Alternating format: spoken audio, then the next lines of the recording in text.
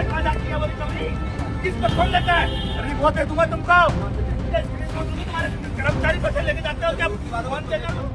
Police वाला, अगर तुम्हारी गोली में दम है तो मैं अपने वाला नहीं हूँ, मैं संत हूँ। और संतों ने यही सीखा है, अपनी भारत माता के लिए लड़ना, अपने हिंदुओं को बचाना। अरे नहीं दोस्तों, अंधभक्तों की भाभी यानी सीमा हैदर पर हमले का आरोप है। उन पर किसी ने हमला कर दिया घर में घुसकर। वो खबर तो दिखाऊंगा ही, इसके साथ साथ दिखाऊंगा सीआरपीएफ के एक जवान को बर्खास्त कर दिया गया। वजह जानकर आप हैरान रह जाएंगे। खास बात यह है वो सीआरपीएफ के जवान एक मुस्लिम है। और इसी के साथ साथ मदरसों पर जो कार्रवाई हो रही है, किस तरीके से उन्हें ढहाया जा रहा है, कहां कहां ये कार्रवाई हुई, उसको भी देखिएगा। भारतीय जनता पार्टी के एक नेता की करतूत देखिएगा, कैसे उसने एक सरकारी अधिकारी यानी सीएमओ से बदतमीजी और बदसलूकी करनी शुरू कर दी। तो कई और महत्वपूर्ण खबरें हैं, जिसमें खबर यह है कि मुसलमानों के खिलाफ गंदगी उगलने के लिए बकायदा एक ट्विटर हैंडल एक्टिव है, लेकिन कार्रवाई शून्य नजर आती है। नमस्कार, मैं हूं प्रज्वल गौतम और आप देख रहे हैं the live TV. The live TV, सच सबसे आगे। शुरुआत करेंगे इस खबर के साथ। ये व्यक्ति जो आपको बैठा हुआ कुर्सी पर नजर आ रहा है, इसका नाम है तेजस झानी। राजेश साहू ने बताया कि नोएडा में पाकिस्तान से आई सीमा हैदर पर गुजरात से आए तेजस झानी ने हमला कर दिया। शनिवार शाम को युवक सीमा के घर पहुंचा, मेन गेट पर जोर जोर से पैर मारे। सोचिए कहां से आया, गुजरात से आया, नोएडा पहुंचा, नोएडा पहुंचकर ही गुंडागर्दी कर दी।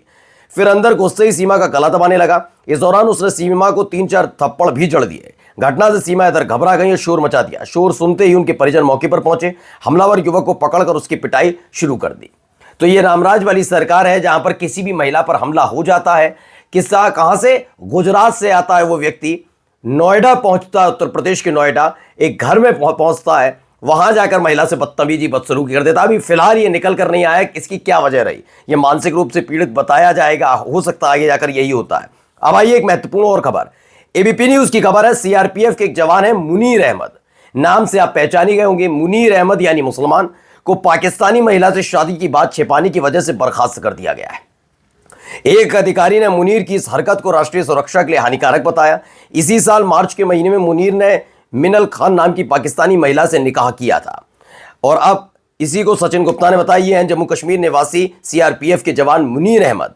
मुनीर ने पाकिस्तान की मीनल से मई 2024 में ऑनलाइन शादी की थी। मीनल मार्च 2025 में शॉर्ट टर्म वीजा पर भारत आई। वीजा खत्म होने के बावजूद भारत में रहीं। मुनीर ने भी सीआरपीएफ से पाकिस्तानी पत्नी की जानकारी छिपाई। सीआरपीएफ ने अब मुनीर को नौकरी से बर्खास्त कर दिया। मीनल को पाकिस्तान भेज दिया गया। हालांकि मीनल ने पीएम मोदी से गुहार लगाई कि वो बेकसूर हैं, पति पत्नी को अलग न किया जाए। खैर, अब ये खबर और निकल कर आई है। इसके अलावा आप देखिए कहां का क्या क्या तमाशे हो रहे हैं। पहले इस तमाशे की तरफ भी नजर घुमाइए। ये नौटंकियां लगातार जारी हैं, देखिए। पुलिस वाला, अगर तुम्हारी गोली में दम है तो मैं अपने वाला नहीं हूँ, मैं संत हूँ। और संतों ने यही सीखा है, अपनी भारत माता के लिए लड़ना, अपने हिंदुओं को बचाना। और आज जो यहाँ देख रहा हूँ, उत्तराखंड के आप लोग एक द्रोणाचारी के सामने खड़े हुए, एक द्रोणाचारी के लिए यहाँ पे लाठी चलवाएंगे। अब सुनिए, ये संत हैं। मुस्लिम स्पेस की खबर है।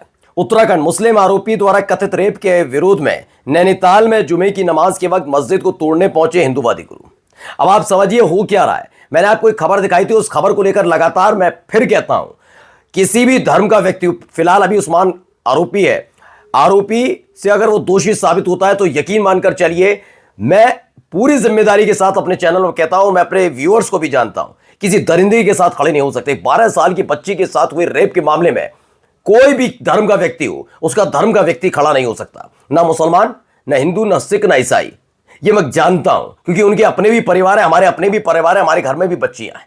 12 साल की बच्ची के साथ रेप करने वाला घिनौना आदमी है, दरिंदा है। ये पूरी जिम्मेदारी के साथ कह रहा हूं। लेकिन इन्हें धर्म दिखता है। जैसे ही उस्मान नाम पता लगा आरोपी का, वैसे ही इन्होंने क्या तमाशे नैनीताल में किए सबने देखा। अब उसे इतनी तूल दी जा रही है कि इस तरीके से, सोचिए जुमे की नमाज चल रही थी नैनीताल में, जो बनी हुई थी मस्जिद, उस पर भी पहले इन्होंने क्या तमाशा किया वो मैंने आपको दिखा दिया था। अब ये नया तरीका है, जुमे की नमाज के वक्त वहां पर ये पहुंचते हैं।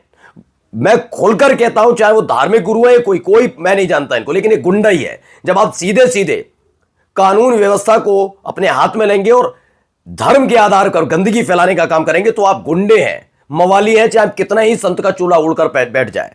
कहते हैं पुलिस पहले ही मुस्लिम आरोपी को गिरफ्तार करके मामला दर्ज कर चुकी है। पुलिस द्वारा रोके जाने पर सिंधुवादी गिरोह के भक्तों एवं पुलिस के बीच झड़प भी हुई।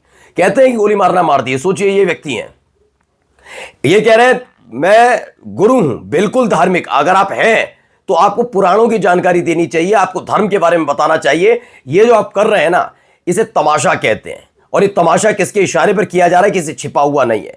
बस सवाल यही है कि अगर ऐसा ही कोई घटना घटे तो क्या कोई मुल्ला मौलवी ऐसे ही तमाशे किसी मंदिर के सामने कर सकता है इस मुल्क के अंदर? बताइए। चलिए अगली खबर देखिए। मुस्लिम स्पेस।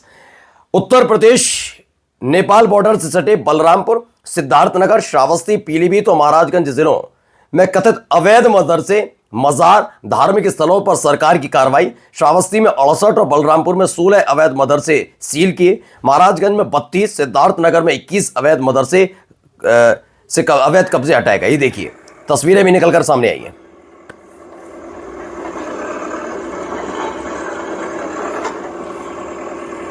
तो ये मदरसे की जो दीवार है उसको बुलडोजर खोरच रहा है, उसे खड़े खड़े ये देखा जा रहा है।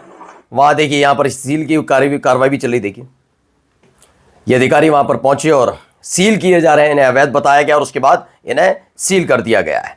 तो लगातार एक तरफ ये कार्रवाई चल रही है, पहलगाम आतंकी घटना के बाद एकजुटता की बात, और दूसरी तरफ जो कर रही है सरकार वो सब देख रहे हैं, लेकिन ये कार्रवाई लगातार चल रही है। अब कोई वक्फ संशोधन कानून की बात नहीं कर रहा, जातीय जनगणना का जिक्र करते रहिए। चलिए एक और खबर देखिए।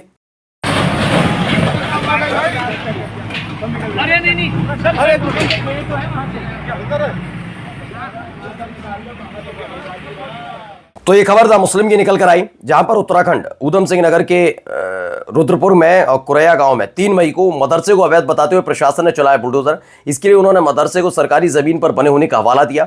कुछ दिन पहले मदरसे को गैर मान्यता प्राप्त बताते हुए सील कर दिया गया था।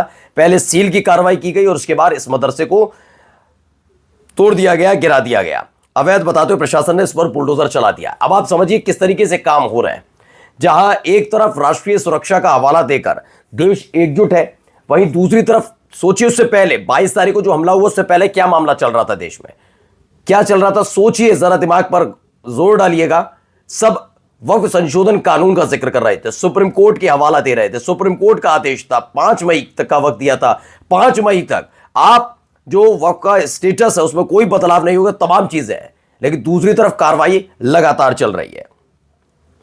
अब देखिए एक और खबर निकल कर आई, पहले इस ट्विटर हैंडल को देखिएगा। यह है प्यारा उत्तराखंड नाम से, ये अलग अलग खबरें छापता है। जो उसने लिखा पहले पढ़ दूं मैं। नैनीताल में उत्तराखंडियों को गुस्सा शांत नहीं हो रहा। अब रुड़की में नाबालिग बेटी के पिता के सामने बाइक में सवार समुदाय विशेष के सुहेल, साकिब और सलमान उठाकर ले गए। तमाम जानकारी इसने दी। एक और खबर निकाल कर दी, कृपया उक्त प्रकरण को गलत तरीके से प्रसारित ना करें, जबकि सही जानकारी है कि उक्त प्रकरण में दोनों पक्ष मुस्लिम संप्रदाय से हैं। गंगनहर पुलिस द्वारा तत्काल कार्रवाई करते हुए अपहरणकर्ता की बरामदगी हुई। अभियुक्त सोहेल उर्फ टिटिल्ला को गिरफ्तार किया जा चुका है, जिसमें विधिक प्रचलित है। देखिए इस तरीके से गंदगी उड़ेलने का काम करते हैं। साहिल रिजवी लिखते हैं, प्यारा उत्तराखंड एक सीरियल फेक न्यूज हैंडल है।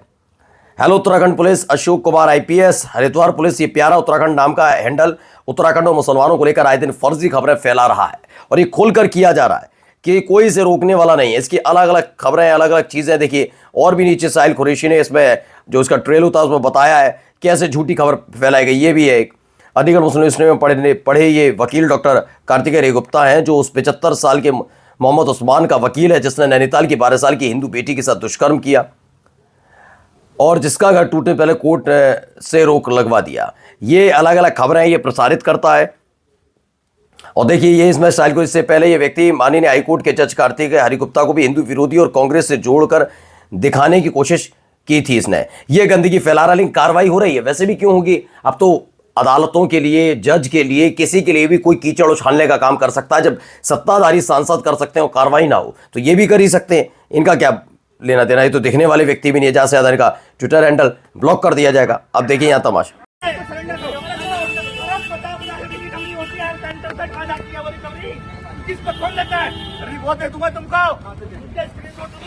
कर्मचारी पैसे लेके जाते हो क्या?